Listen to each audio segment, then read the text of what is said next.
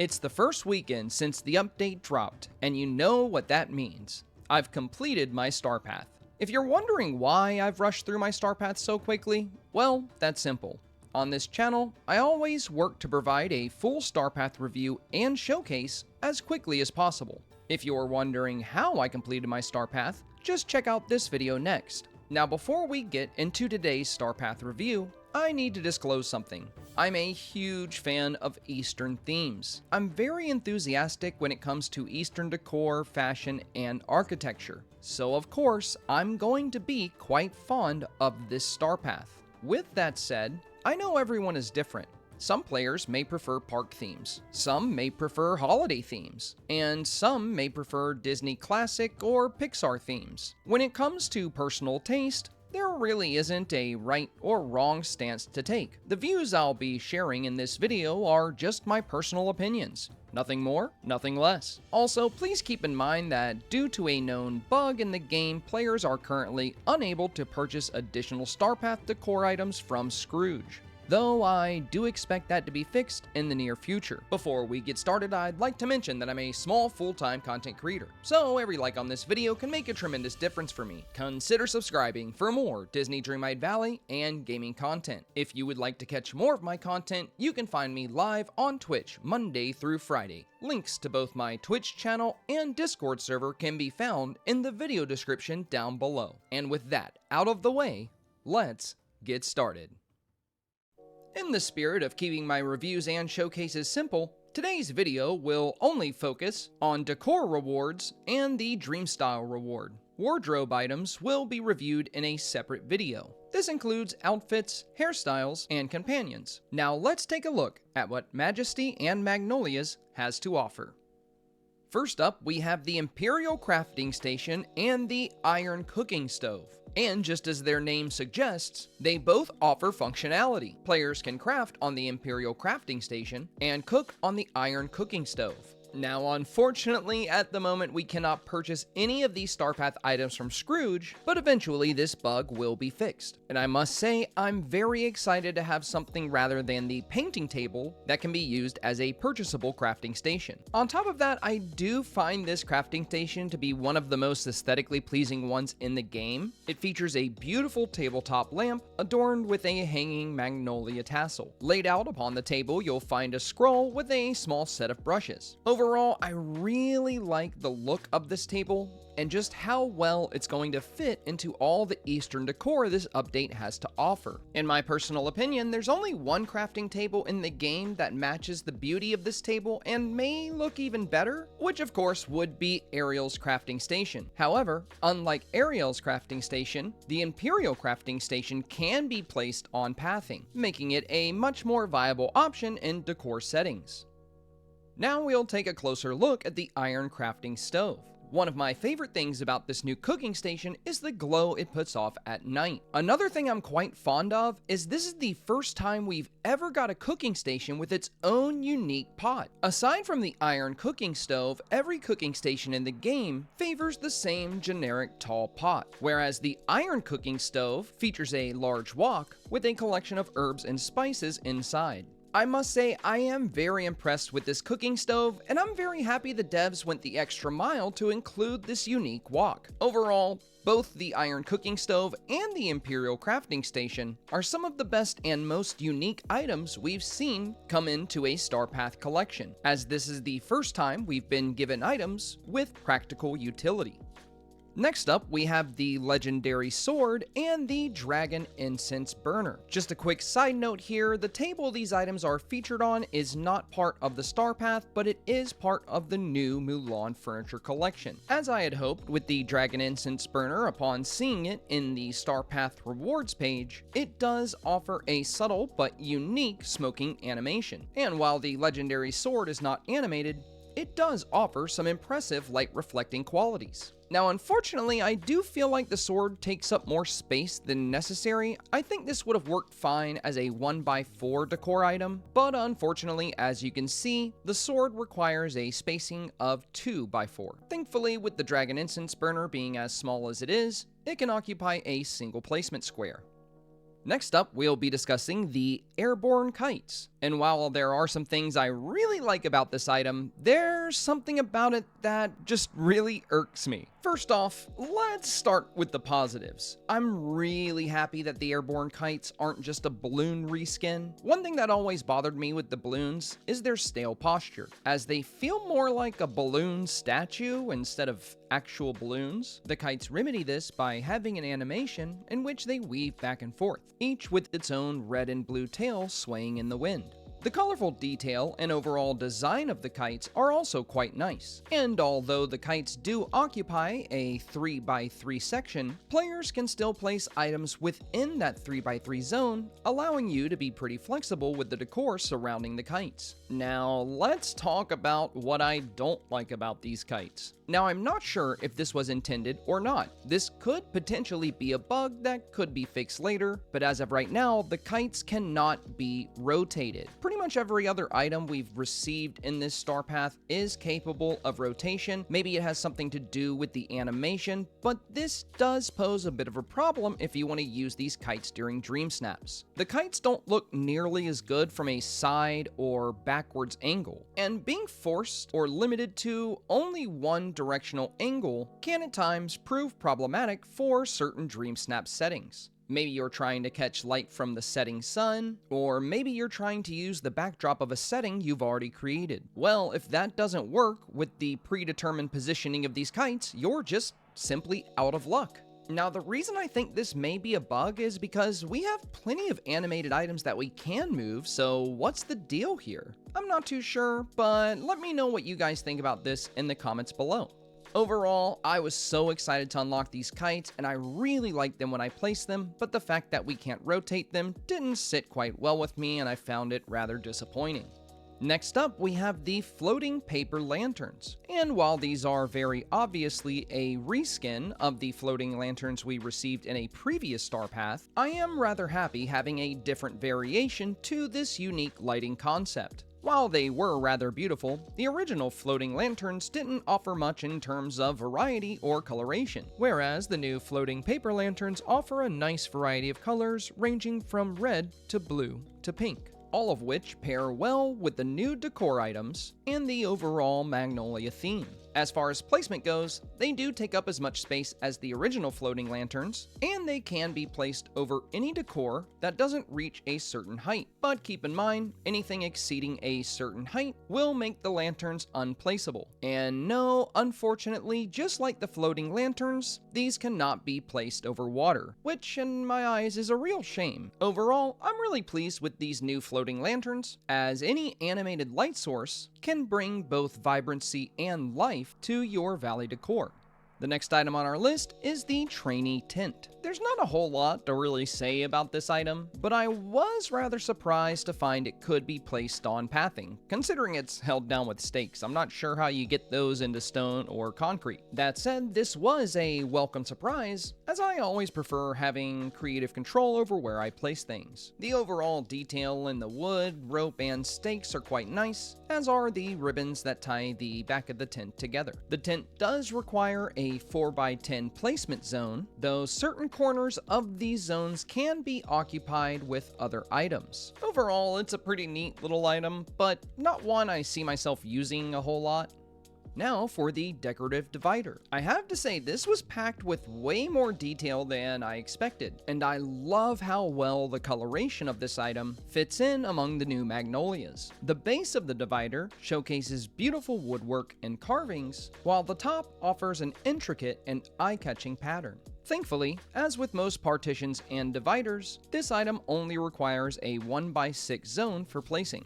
While it's definitely not the best or most interesting item in this Starpath, I do find it to be one of the game's better looking dividers or partitions, and as stated earlier, it fits in very well with the new Magnolia themed decor. Now for one of these Starpath's most expensive items, the Training Camp Kiln. The Training Camp Kiln will cost players 100 of the Starpath tickets, so it certainly requires more than a small amount of grinding. Though for what this item lacks in affordability, it more than makes up for in design and animation. Upon approaching the kiln, you'll notice an option to interact with it. Interacting with the kiln triggers a fire inside and a rather interesting and unique smoke animation on top. One thing I really liked about this is that we actually do see a fire animation on the inside of the kiln instead of just some basic yellow or orange glow. Even better, the unique smoking animation is accompanied with rising flames of its own, and you can even see embers flying out of the top as well as down at the base. Now, I must admit I was a little bummed about some of the details on this. As you can see, the circles here near the top do look really pixelated, and the line work on the design looks a tad bit choppy. With that said, it's hardly noticeable from further away, and the overall design is quite impressive. So while I do have some small critiques for this item, it is one of my favorite new items from the Starpath. I was also pleased to discover that you can indeed place this item indoors, as I was a bit worried with its height that it would not be allowed, but you know, do this at your own risk. I don't want you to burn your house down. Another pro of the kiln here is that it does have details on the back and on the sides as well. On the back, you can make out some bricks as well as some chipping in the clay, whereas the side is equipped with a secondary door for cleaning out the kiln. And while you can't interact with these side doors, they are a nice addition to detail.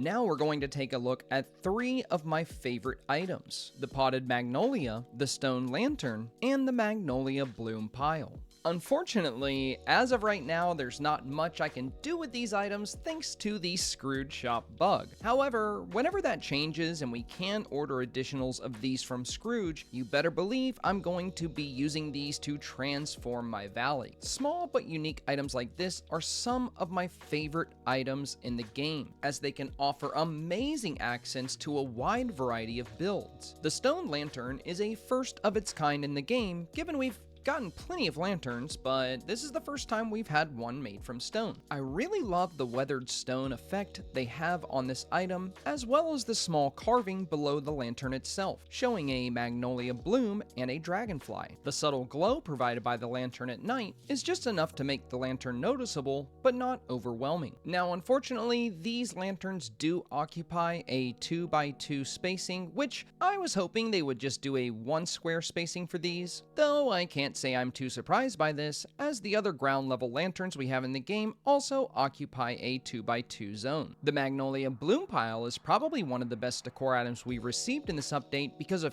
how well it pairs with the new landscaping options. It also happens to be a first of its kind item. I've always wanted little piles like this for different forest builds or nature builds, and up until now the closest thing we really had was the leaf-strewn rug, but it doesn't really have any depth or dimension. It's entirely flat, whereas the magnolia bloom pile very obviously does offer some dimension.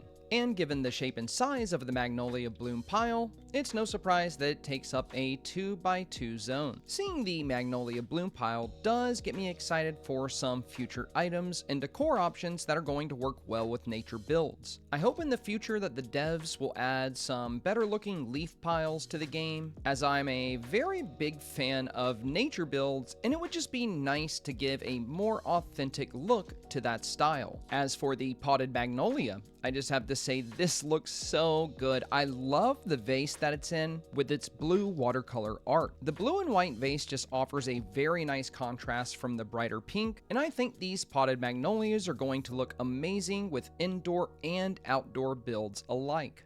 Another thing I really like about the potted magnolia is out of all 3 of these small decor pieces we got from the Starpath, it's one of the few items that only occupies 1 square. On top of that, just like the dragon incense burner, it can be placed atop tables, which of course is not the case for the new stone lantern or the magnolia pile. Closing out these 3 items, it is clear that they are quite small, but their versatility and ability to add accents to a variety of builds makes them incredibly valuable in my eyes.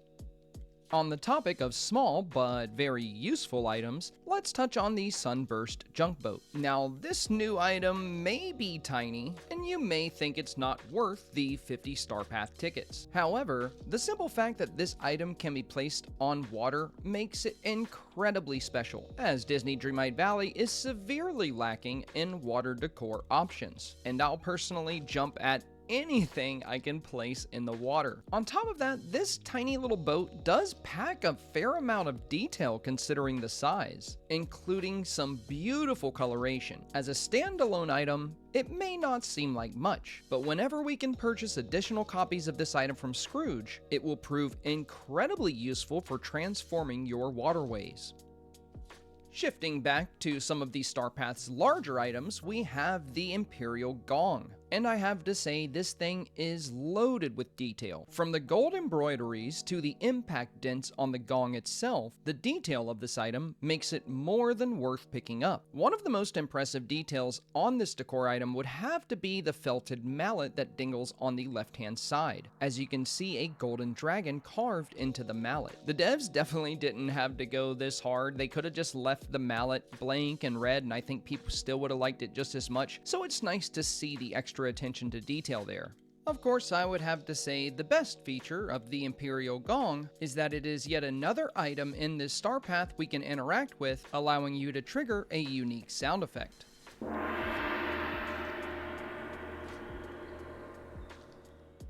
And with that, we're ready to move on to the final decor item in this Starpath, the Magnolia Arch. Let me just start by saying I think this is one of the most beautiful arches we have in the game. The darker coloration of the arch itself, paired with the much lighter magnolia flowers, the light green vines, and the teal hanging tassels, offer a beautiful variety of color. And I'm quite fond of the details in the woodwork at the base of the arch as well as the top. As far as placement goes, this arch should be pretty easy to utilize, as it only occupies a 1x7 square zone. Though unfortunately, I don't just have positive things to say regarding this arch. So now let me discuss what I don't like about it. As with many of the arches in Dreamlight Valley, for whatever reason, they just do not center with pathing. And I've just never really understood this. I mean, arches are just perfect for entryways and walkways, and I don't know about you, but it just drives me crazy when the arches don't line up with the in-game pathing.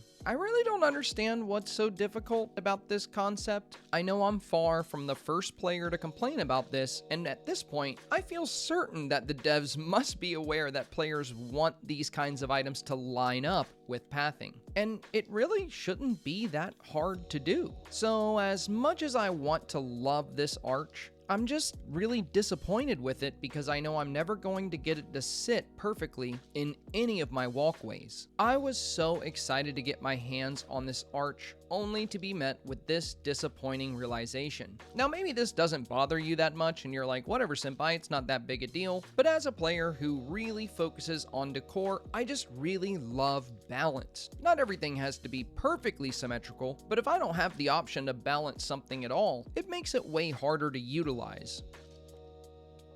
And now, with the Starpath's decor out of the way, let's move on to this Starpath's one and only Dreamstyle. From what I've seen in Twitch comments and YouTube comments is that most players don't really care for this Dreamstyle. Some players have said they don't mind it and that it's true to Mulan's style, which I definitely don't disagree with at all, and everyone's opinions are valid when it comes to what they like or what they don't like. For me, this Dreamstyle was just a bit too close to Mulan's default style, and if anything, I'd have to say her default style actually looks better. It seems as if the Hanfu Mulan is wearing in her default style actually carries better trimming and detail than the Dreamstyle Hanfu. I discussed this in great length in a previous video when we talked about the Starpath teasers, so I won't go too into detail about all of this. What I will say is that I was really hoping for a Ping Dreamstyle, given the nature of Mulan's story and the time of this release. I think a pink Dreamstyle would have been really well received, not to mention, it would be vastly different from Mulan's default style. I think this is the primary issue most players have. Dreamstyles are always one of the last items you unlock in a Starpath and one of the most expensive, so it requires a lot of grinding.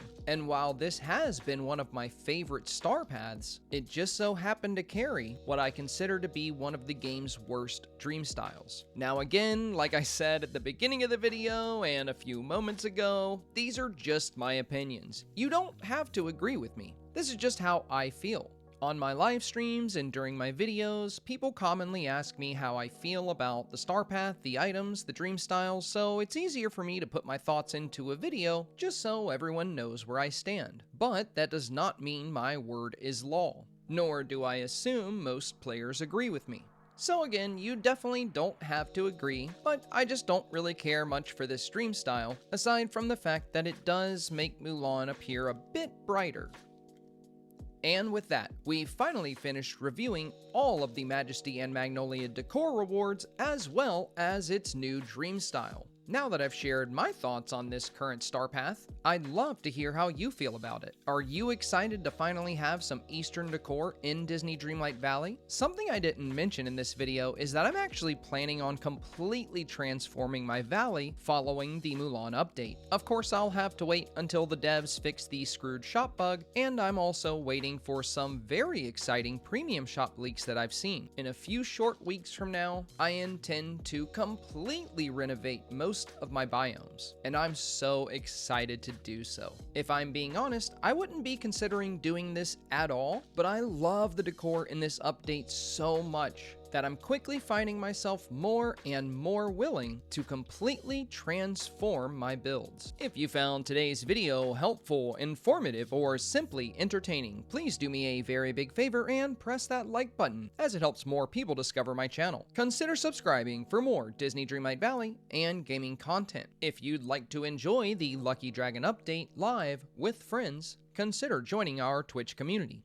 I go live Monday through Friday. Links to my Twitch channel and Discord server can be found in the video description down below. As always, thank you so much for your time today, and I hope you enjoy the Majesty and Magnolia Starpath.